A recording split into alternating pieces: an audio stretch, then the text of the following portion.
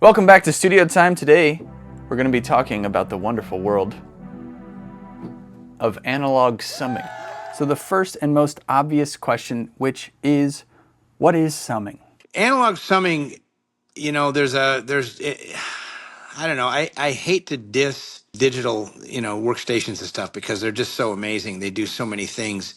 But there is just something about the summing that it sounds different when you do it in analog. And I think it's the fact that it's not done mathematically. It's actually it just merges. It's like Okay. rivers flowing into a larger river. It just kind of blends. In the analog domain, you have an amplifier, and it feeds usually a resistor that goes to a bus, where it goes along, and all the resistors attached to the bus. So all the amplifiers are feeding that resistor. Whether you do it through a pan pot or a bus switch or an echo send or whatever, the at the end of the day, it's going through a resistor onto a bus. Okay. And then that bus goes to the input of an amplifier, and that basically sums all the voltages that all those things are hooked up to. It sums them all together because they're additive. So as you increase the level of one thing, the voltage goes up, but the other voltages still merge with it. So that it's an instant summation of everything that's going into it. That's basically what summing is it's just a sum of everything that's going into it, and it's done resistively. Now, digitally, it's done mathematically. You're not merging data. Data doesn't like all go into one line and go. It has to pick one and then pick another, pick one, pick another. It does it very, very fast, but Yeah. it still does it. It's a different thing. Okay, so that is the summing process, both digital and analog. Now, I've had this summing mixer here in my studio for a little over a month or so. I think I've done 8 or 9 mixes with it, and it's been really, really interesting and fun to mix through. It's changed the process of mixing a lot for me, which we'll talk about a little bit, but there's 2 main things to think about if you are considering moving to an analog summing process. One of them is just a logistical, physical change, meaning you have to actually connect more hardware, which means more cabling and means more stuff and more rack spaces and things like that, which is definitely a consideration. When I was looking at this summing mixer, I was looking at the connections on the back, like how am I going to connect this into my patch bay? How's the routing going to work? I essentially had to think through setting up the mix and using it before deciding which summing mixer I wanted to go with, just so I could understand what I needed to even connect the thing. So that's one consideration. The second is the actual session setup and how you're going to route things through it and why, and then what effect does that have on you when you're mixing and making mix choices. You use summing in your mixes, correct? Yeah, like probably 85% of them. 85. Maybe Okay. 90, That's depending on, genre specific. okay. Can you tell me a little bit about that, like how the decision-making process? I mean, if I'm not super convinced on the direction right off the bat, I will use my template that has both in and out of the box paths, and then I'll kind of flip back and forth to see which is more compelling. Because sometimes I don't want that like kind of walled up thing that I get when I push really hard into the outboard stuff. Sometimes I know right away it's like, oh, this is going to be that easy, and it takes away like hours of work for me anyway, just because I know how to, like you said, you take plugins off when you went back to older mixes. This is like from the start, you don't have to, a lot of that work's done, depending on how hard I push, like these summing mixers, and I think most of them, definitely your API will change tone drastically on how hard you hit it. So you can like make itself sound like a completely different thing depending on how hard you hit it with how much stuff. You know what I mean? Yes. What's with the magic of sending stuff through analog gear? I got a summing mixer and I use analog in my mixing. And this isn't a fully analog thing. I still use the DAW, but when I started spitting stuff through a summing mixer, I immediately started turning off plugins and grabbing faders and just redoing movements. Almost felt like I was getting better results, but by doing less. Well, no, you know what happens you have in circuitry, you've got certain anomalies that that affect the way the sound is. Certain kinds of distortion. Iron core, steel core transformers add a lot of low end second harmonic distortion. Nickel doesn't do a lot, but if you blend nickel with analog or nickel with iron, then it tends to be a little bit of distortion. And then you have class A versus, class AB driving the transformer. You got some amplifiers without gain. You got amplifiers with gain. Transformers react differently. And some of them put out third harmonic distortion. Some put out second harmonic distortion. Most of that is in the low end.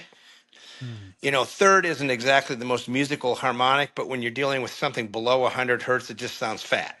Yeah. And the same with second harmonic. So second harmonic distortion is the same. It sounds fatter.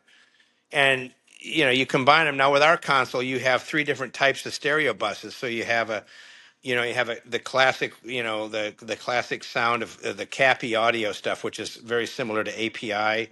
You have the Tonelux stuff, which is very similar to Neve, and you have ICs that are transparent.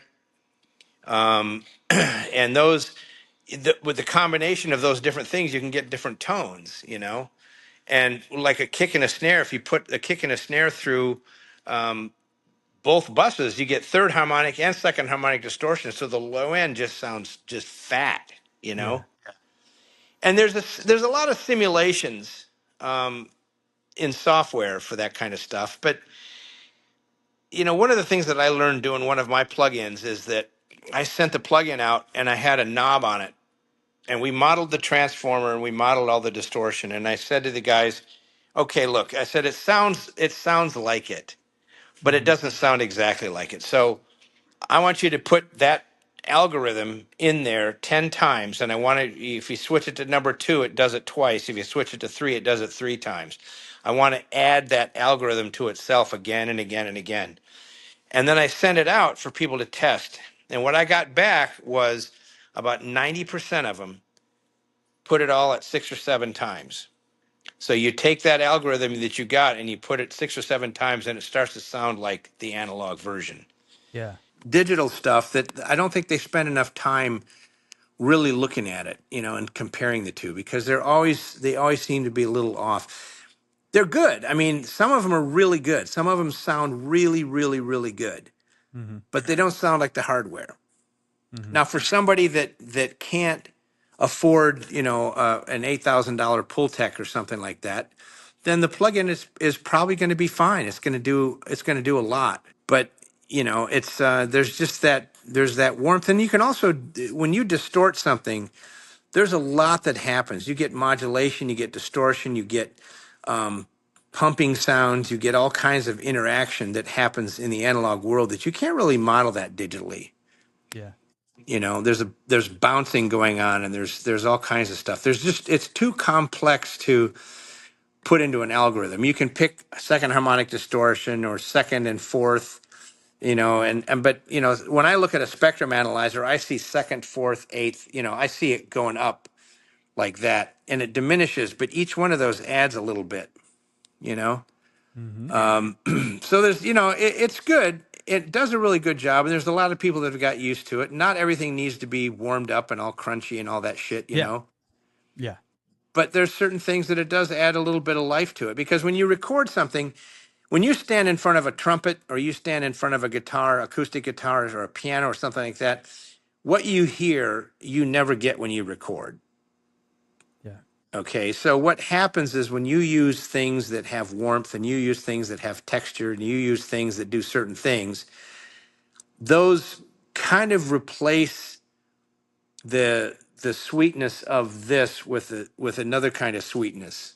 Yeah. And you say to yourself, man, that sounds just like the piano. And you know damn well it doesn't, but it does in a way. Your brain Yeah. says, I like this. Now, something that you'll see when you start looking at these different summing mixers is there's different channel counts. Some of them have 8 channels, some of them have 16. How much of an impact does the channel count that you spread things out have? Could you theoretically get away with a 4-channel summing mixer and get the same results as a 16-channel? Like, what's going to be the difference Well, there?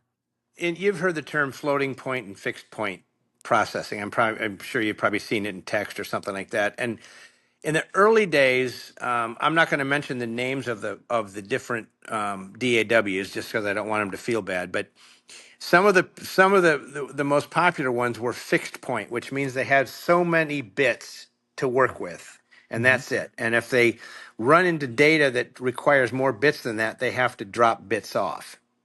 Okay. And so something has to give. So so that's when summing became real popular, is because this particular one had fixed point. Okay. And so it would reach a point where as you added channels onto the bus, it would start to sound a little bit worse. You could start to tell after like 20 channels or 30 channels that it would start to sound like it just wasn't quite there. Yeah. Now, when they rewrote their OS and they rewrote everything, they rewrote the whole bit of programming, they came out with what's called floating point. And floating point data is the data, you have so many bits, but it always adapts to wherever you're at. So fixed point is like nailed to the ground and it goes up 3 feet, Mm. you know? But floating point can move up to accommodate higher things. So it can always kind of adjust itself to where it fits the data the best. And Gotcha. so when they did that, a lot of those issues went away. And that was done, that was probably about 4 or 5 years ago. So that Oh helped a wow. lot. Yeah, that helped. Recently. Yeah. Well, you know, these DAWs, I mean, you look at something like Pro Tools, you know, to just say, hey, you guys need to rewrite that. It's like, Yeah. you know, you're talking about millions and millions of lines of code. And, you know, does one thing and then all of a sudden it breaks the part that Jim has to hook up, you know, so it's like, Yep. it's just, it's a mess. In analog, you have noise issues, okay? Mm-hmm. And the noise factor is every time you add a channel, what happens on a summing bus is when you add a channel, it attenuates the other channel. Hmm. So if I add one channel, it goes into an op amp. The level of that is the same, 1 to 1. But if I add a second channel to that, the level of the first channel drops 6 dB. Oh, the balloons. Peace, man. If I do that, oh God, come on, Apple, Jesus. So every time you add a channel, it attenuates. And what has to happen is you have to make that gain up.